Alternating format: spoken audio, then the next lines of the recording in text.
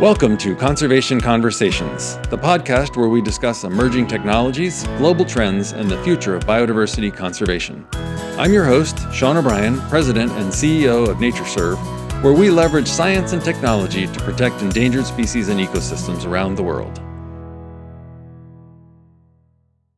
So welcome to this month's Conservation Conversations. I'm really excited to be here with Neil Cox and Bruce Young, who are both wonderful people and friends of mine. And today we're here to talk all about reptiles. But before we talk about the reptiles, I want to tell you a little bit about Bruce and Neil and get a little fundamental information out there for us so we're ready to understand why what these two gentlemen have done is so important. Bruce Young is NatureServe's, he's our chief zoologist and senior conservation scientist. He's got about 25 years experience in biodiversity research and conservation. In his role at NatureServe, he led the first ever conservation status assessments of hundreds of insect pollinators and the publication of several reports on the status and assessment of pollinators in North America. Pollinators is something we've talked about on this show before and are obviously really important. And as a major contributor to the global amphibian, mammal, and now reptile assessments, Dr. Young has helped revolutionize global conservation efforts for these groups of animals. And Bruce and I share some background when we were in grad school, spending time in Costa Rica. And Neil Cox is the manager of Biodiversity Assessment Unit, a joint initiative of the IUCN, another organization we've talked about many times on this show, the IUCN Species Survival Commission, and Conservation International Center for Applied Biodiversity Science based here in Washington. Neil has worked on a wide range of global and regional biodiversity-related issues, including conservation assessments, illegal trade in endangered species, and biodiversity indicators. Dr. Cox has been associated with the IUCN Red List since 1994 in a variety of capacities, including species assessment and data collection and management. And we're really happy to have Neil and Bruce here to talk about their most recent work. But before we talk about the reptiles specifically, I said conservation status assessment a whole bunch of times recently. And I wonder if you all could explain what does that mean? What is a conservation status assessment? So really what we need to know to make sure that we're distributing funds and efforts to prevent global extinction events, which I think nobody wants to see happen, is that we need to know where we prioritize a lot of that those resources. And as part of that, we need to do conservation assessments, determine through expert knowledge which species are most likely to go extinct first and how we intervene to prevent that. So as part of the reviews that we do as assessment processes, we try to work out which ones are most threatened with extinction and address that. So in the Red List, which is a thing that many people have heard of, the conservation and status assessments essentially feed into how things are described in the Red List. Is that accurate? Yeah, so IUCN maintains a red list of threatened species, and there's about 130,000 species on there. Not all of them are threatened right now, but the conservation assessments then that we undertake as part of the reptile assessment process that we'll be talking about and various others are all published on the Red List, and they're used by governments and NGOs and civil society and other people to guide where these resources should go to prevent not just the extinction of giant pandas and elephants, but all of the other creatures that make up that great realm of biodiversity that we all know and love. So Bruce, NatureServe does conservation status assessments in the United States and also at regional and state levels. But we also do global assessments, both for the species that we work on specifically because they're, I guess, primarily North American species. But we also contribute to the Global Red List, not just in the work you're doing right now with the Global Reptile Assessment, but just in general. So talk about what NatureServe conservation status assessments are, because they're basically used for the same thing Neil was just talking about, but at a different scale. That's right. Both the NatureServe methodology and the Red List methodology aim at the same thing, to assess extinction risk in species. It's due to a kind of a historical happenstance that we have these two different methods. That the NatureServe method got too far along, too developed back in the 1990s. early 2000s, by the time the red list assessment process really settled onto what we have today. And so unfortunately we have the two systems, but they aim to do the same thing. In the US and Canada, it's the NatureServe system has been woven into the fabric of public policy and government regulations and so forth. It's just, the cart's left the barn, and it's just too late to switch over to the IUCN system. But we work together quite well. We have systems set up to convert NatureServe assessments into red list assessments and vice versa. And NatureServe is a major contributor to red listing, as Neil said, for reptiles and many other groups. Right. And there's a very close correlation between if the red list says something is critically endangered and if NatureServe says it's critically endangered. As you said, we can translate those two things into each other quite nicely. So there's two systems, but fundamentally, we're not at odds with one another, and we're all working towards the same goal of, as Neil said, trying to keep things from going extinct. That's right. As a scientist, we like to look at where there's major differences between the two systems. It turns out it's for wide-ranging species that are declining rapidly. The systems diverge the most, but by and large, there's a very high correlation between the two systems. So with your backgrounds in these two areas, in these two different methods of conservation status assessments, you've worked together many times and been involved in this. And most recently, you've gathered together hundreds of scientists from across the globe to check on the conservation status of reptiles. Now, so why reptiles? Why now? And, why should I care? I mean, I know why I should care, but So, as I mentioned before, we're trying to figure out which species are in most need of conservation efforts with preventive extinctions. And nobody, until the study that we've come out, Bruce and I, and we're just the tip of like all these hundreds of scientists that Sean has talked about. Nobody really got a comprehensive view of which were the most threatened species in the world, where in the world these species occurred, and sort of what conservation measures were needed, what threats were in place. This information wasn't on the red list. It wasn't easily accessible previously to our very long-term study. We've collaborated, IUCN, Conservation International, and NatureServe before on similar studies for amphibians and mammals, and this time we've finally managed to get around to looking at nearly 11,000 reptile species in the world to try to work out where we can really save a lot of these species. Why should we care? I mean, reptiles are a fundamental part of most tropical ecosystems and a lot of temperate ones as well. They're not just we kind of overlook them at times, but they're very important predators of some species. They prevent, for instance, things getting out of balance with pest species there, but also they are prey to a lot of species as well. So, there are reptiles that feed on reptiles, of course, so we can't overlook that. But if we start removing bits of biodiversity, if we remove the reptiles, even if you're not particularly keen on them, it does have knock-on effects through the whole ecosystem and might eventually and likely impact some of the species that you're probably more interested in. Bruce, what do you think? Yeah, well, first, I just want to say that I've worked with Neil since we started out on the global amphibian assessment over 2 decades ago, and it's just been a fantastic collaboration through all these years. I count Neil as one of my best friends. And you asked why now? So what happened was we worked on the global amphibian assessment in the early 2000s, came out in 2004, I think.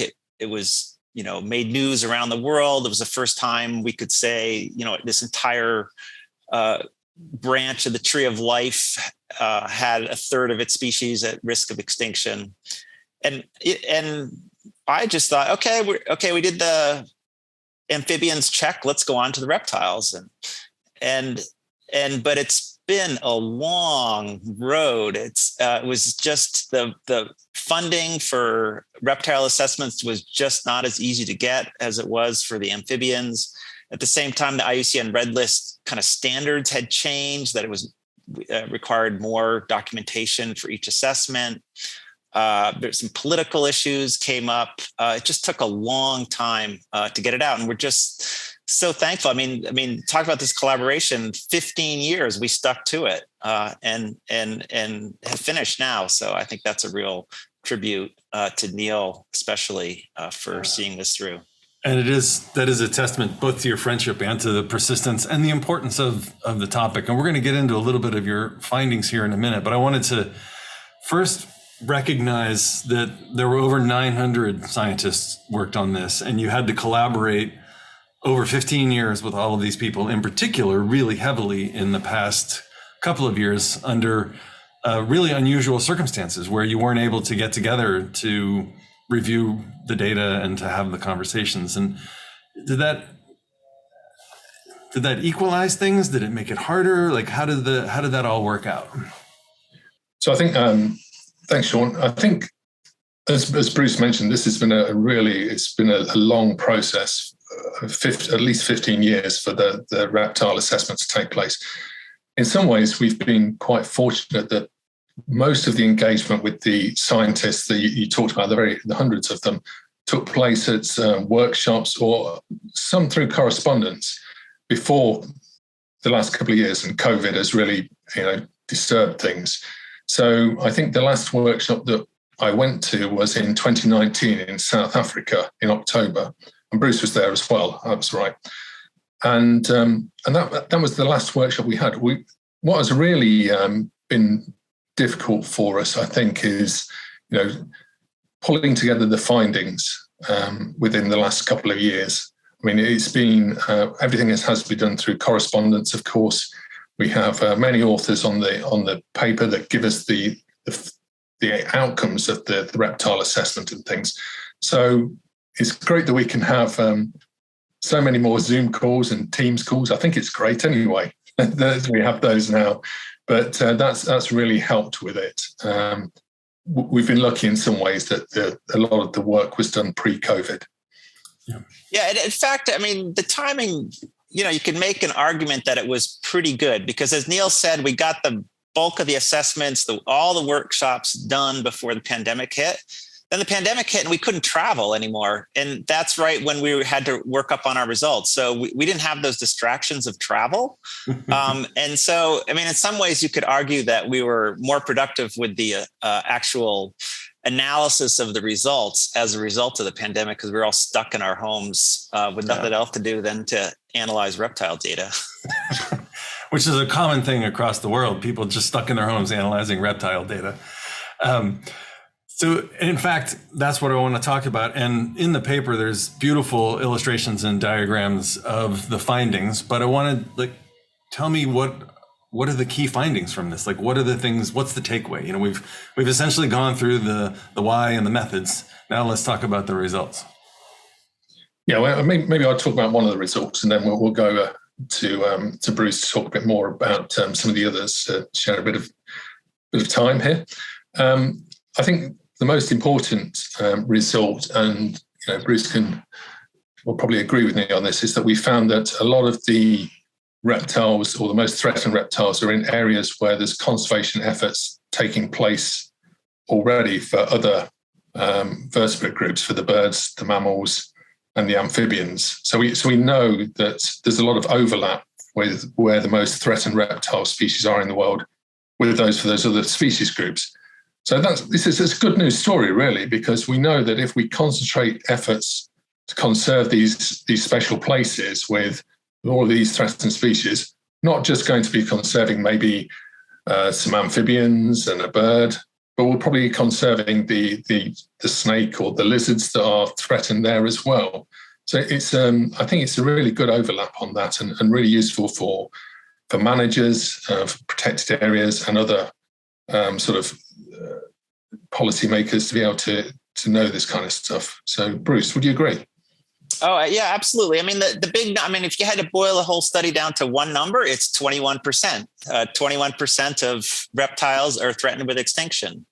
How does that compare to other vertebrates? Well, it's birds are probably half as threatened. Mammals are a little bit more proportionately, and amphibians, of course, are almost twice as threatened with extinction. But I mean, as Neil said, I mean, for me, the big eye opener was the similarities across the different vertebrate groups. That deforestation is a big problem for birds. Well, it's a big problem for reptiles too. I mean, going into this study, there was this talk of reptile exceptionalism, that reptiles are unusually diverse in arid areas. So maybe they're subject to different threats there, and conservation has overlooked them in these areas. And what we found was that, yes, there are a lot of reptiles in arid areas, but it turns out there aren't many threats there because there isn't a whole lot of economic activity going on in many like deserts and things. But where birds and amphibians are abundant at tropical rainforests, that's actually where reptiles are the most diverse as well. And we know that there's all kinds of threats to those forests. They affect reptiles just as much as anything else. That's really fascinating. And it is sort of a good news story, because as we try and protect areas and we think about 30 by 30 and prioritizing areas to protect, it's always good when we can protect more species with our investment. And when you do that, the ecosystem stays more intact because you have more of the taxa so that they can do all the interacting that an ecosystem requires. So you mentioned lots of species in arid areas for the reptiles.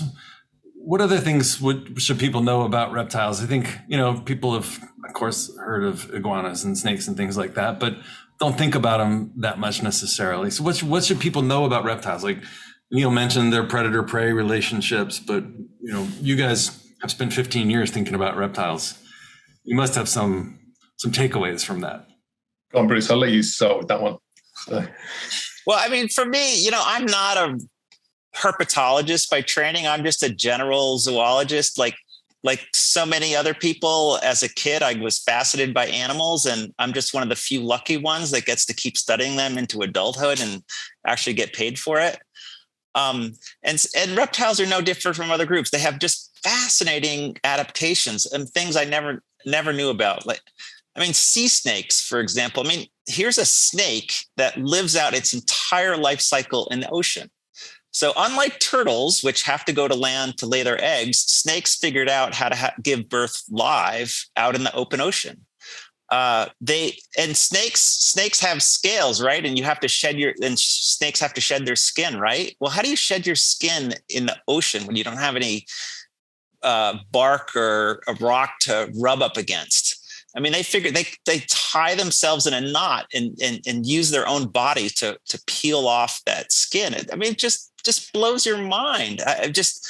Story after story of how these animals have adapted to their environments is really what keeps me going and kept me excited about this project all through it.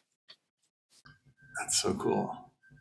And I would say I'm just like Bruce, I think I'm more of a generalist. I try not to focus on any taxonomic group, which has been beneficial for when we've worked through some of the assessments previously on the amphibians and the mammals, and I've helped with some marine tax from freshwater and various other groups. But I have learned a lot more about reptiles, and it's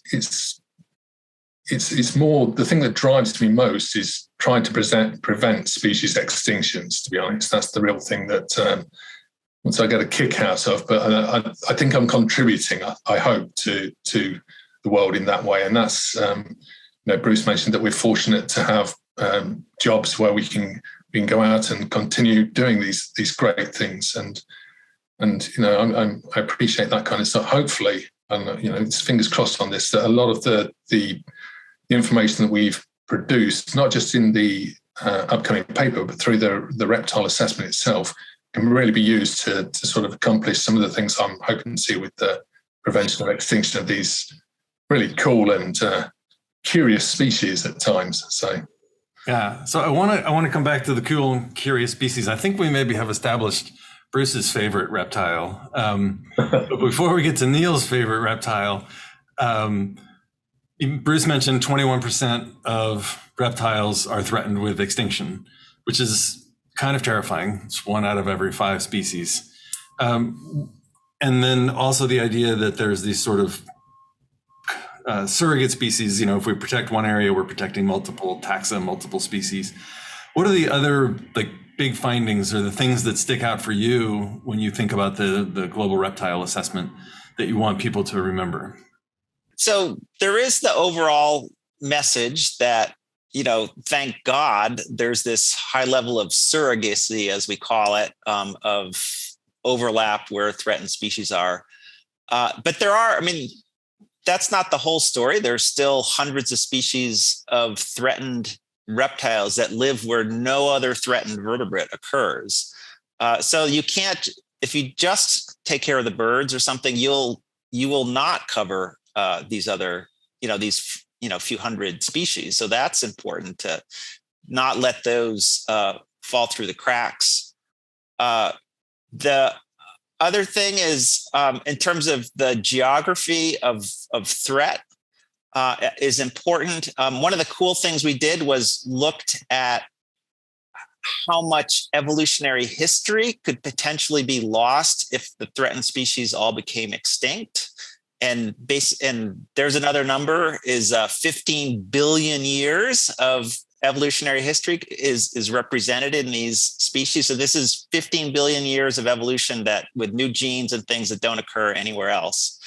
But then also the geography is, there's a lot of overlap, but where there's a lot of this potential loss of what we call phylogenetic diversity, is evolutionary diversity, is in especially Southeast Asia, across Asia, where there's tremendous threats to reptiles and other species as well. So that's, one area that really, really sticks out is that area in terms of kind of global priorities. That would be one of them. And you can see that clearly on some of the maps that we developed as part of the study. It seems that technology in this assessment versus previous taxa must have changed things, right? Because you now have access to more genetic information to be able to do that analysis, say, or the geographic information systems tools that you had for this assessment and databases. I'm imagining you were able to do things in the global reptile assessment that you weren't able to do with amphibians and other groups. Definitely, certainly. I remember back, Bruce mentioned that the amphibian assessment was published in 2004, and we started in, I think, late 2000, maybe early 2001 with that. So we're only talking, 20 odd years ago, but the difference in the quality of GIS and satellite mapping and all these sort of options now is just monumental. A lot of the amphibian maps that we had before were good for the quality that they were at the time. The reptile maps are much better again because we've got much more detailed ability to be able to look at and see where these little islands are that Bruce mentioned. There might be an island where only some sort of threatened lizards are found on. We can find those much more easily now. And then the systems that we use for storing the information and presenting it.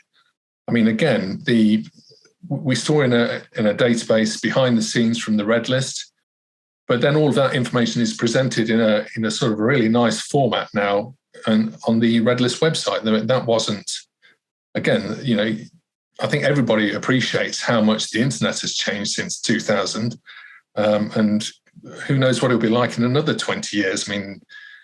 We can only hope that it's a real contribution again to helping with these species conservation efforts. Yeah. Yeah, a couple of different levels there. So, back in the early days of the global reptile assessment, we were going to these workshops with our laptops and filling out the data into an access database on each of our laptops that then had to be combined from the workshop and then combined into the global red list access database. Now, so we have this online database that IUCN has developed. And at the workshop locations now, there's enough bandwidth that we can do all the workshops live right in the database itself. So that saves an enormous amount of time there. I mean, then on the analysis side, I mean, when you're adding up 10,000 species, each with their own range map across 50 by 50 kilometer pixels of the Earth's surface, that's a lot of computer time to look at that. And with supercomputers now, we're down to a couple days to do an analysis like that. Whereas, 20 years ago, we couldn't even imagine thinking about such a thing. It's so fantastic how technology is advancing our ability to know, what things are, where they are, and how endangered are they, which are the three questions that NatureServe is always talking about. What is it, where is it, and how is it doing, so that we can help people make the best conservation decisions. So both of you have made a reference to essentially getting to take your childhood hobby or your childhood interest into your career. And that's one of the things that I think is so fun about working in this field, is the number of people who found something that they loved, whether it was bugs or plants or mushrooms or whatever, and now get to do that as part of their career. And I always like to, point out for people who are listening that these are viable career options for young people today.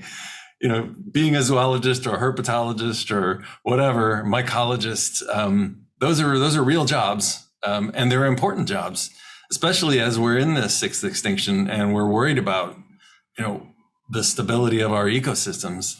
And so, just whether it's for your children or for yourselves, if you think back, how do you promote people going into these kinds of fields, right? We need more people in these fields, and we more diverse group of people coming into the kinds of fields that are going to promote conservation in the future. So what's your pitch for going into this field?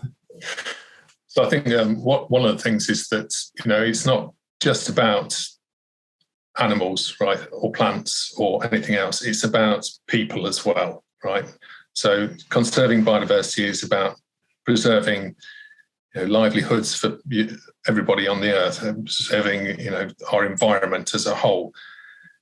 So it might not be that you go into something that's sort of zoology or botany related, like Bruce and I have done, but you can make a difference in whatever field that you're thinking about. Just bear in mind a lot of the things that we've talked about in perhaps this podcast or you've read. And I know a lot of it can be, I think people have found it in the past difficult to get into the biodiversity conservation field. I think that's broadening now. As you mentioned, Sean, there's more opportunities opening up as we realise the importance of this. Keep at it. Keep trying to go follow your dream on that. And when you see opportunities, don't be too scared to take them. It might seem like a difficult thing at first. I dove straight into an internship when I was maybe 20 years old, and that changed the pathway of my life. I've now, I've been here in Washington, D.C. for 20 years working on species assessments. And something I never thought I'd ever get the opportunity to do previously. So I'm really pleased with how things are working out, I think. And you can do the same too. Yeah, I think, for me and for many of my colleagues, I'm sure Neil is in the same situation, that it's been a series of mentors that started fairly early. For me, it was a high school science teacher that invited me on a bird watching trip with a guy named Dave Sibley, who was a classmate and who's now written the most famous book on bird identification in North America. But then, in college, grad school, just these key people that kind of made me realize that I could have this kind of dream, and maybe I even had it within me to realize it. But for many people, that they don't even know that dream is out. They don't even know that that's in the realm of possibility. I think back to a former human resources director we had at NatureServe, who had a couple of kids, and one especially who was, having a little trouble in school, was a little maybe hyperactive, but he just loved being outdoors, finding things, like finding organisms. And like in his world, that almost maybe other people thought it was a distraction or something, but he needed the mentor to say, hey, you know what? You can spend your lifetime chasing down these bugs and things that you clearly really are interested in. And so I think for, a big sector of the population, it's getting at people early so that they realize that that's even something you can do. Right. Yeah, absolutely. So swinging back to the paper, it's going to be published in a journal that I think many people have heard of. Do you want to thump your chests and tell us what it is? Bruce, go on. You go first on that one. Well, it's coming out in the journal Nature, which is the premier science journal in the world. Yeah. It's funny, only researchers know this, but every journal has what's called an impact factor. And it's related to how many times the articles in the journal are cited by other scientists in the future after they're published. And I'm pretty happy when I get a paper into a journal where the impact factor is 3, and a real home run is when it's a 5. And after we got this paper accepted in Nature, someone told me, "Oh yeah, the impact factor for Nature is 50." It's excellent. This is. For someone like me, this is a once in a career opportunity. So I'm just over the moon. So it's awesome for both of you personally that way and professionally, but it's also awesome for the conservation of reptiles because it means people are going to see this. And people will be able to go to the NatureServe website and see some of the results and some of the graphs, because the graphics and the maps from this paper are just stunning and amazing to look at. So we'll make sure that people can have access to that. So before we wrap up, I want to see if you have any last things you want to communicate to the listeners today. Well, one thing I was reflecting back on, Sean, was the very difficult question of which is my favorite reptile. Oh, right, of course. And Thank you for bringing it back. I can't come up with one. That's the thing. So, I'm from the UK originally, and we have the grand total of 6 or 8 reptile species there. So that's, and I never used to see any when I was a kid. What's your favorite Irish snake? You're not catching me out on that one. You're talking to the ones that St. Patrick drove out of Ireland, of course. So, but yeah, I do like that we've learned a lot more about snakes in particular, to be honest, because a lot of people are afraid of snakes, and it's like spiders and other sort of creepy crawly things. Snakes are always lumped in there. The thing about snakes is worth remembering for people is that there's very few species that are actually harmful to people or could send you to hospital. That's not to say that a lot of people in places like India aren't victims of snake bite, particularly from Russell's vipers and things like that, or saw-scaled vipers, I should say.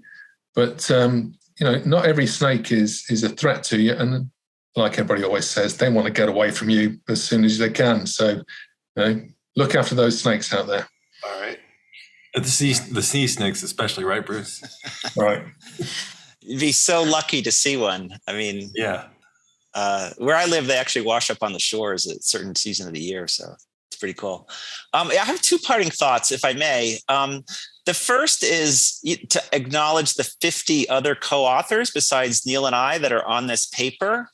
And then the 900 additional people that contributed to the assessments that we could not, for various reasons, invite to co-author the paper. We had come up with very strict criteria, but there's many, many people that contributed even to hundreds of assessments. So that's we really have to acknowledge. And the other thing is, this is a big day for reptile conservation. Once the paper out, 1 in 5 reptiles are threatened with extinction. This gives so many people working on reptile conservation the baseline data and kind of public acknowledgement of the crisis that they need to justify their grant proposals and the work that they do on the ground. It's part of a global effort, and it's something that we need. And now there's just more motivation to be able to do that, and to actually go back and look at some of the things we did and find out where we made mistakes, where we fill in the cracks in the information that we had to, as we go through and into the future, know better and better how we can conserve reptiles. That's great.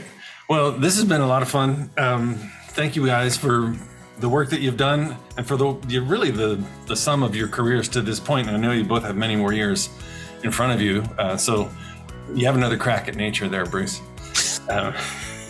Thank you for being on Conservation Conversations and for the work that you've done. And I look forward to seeing you both in person again real soon. Thanks.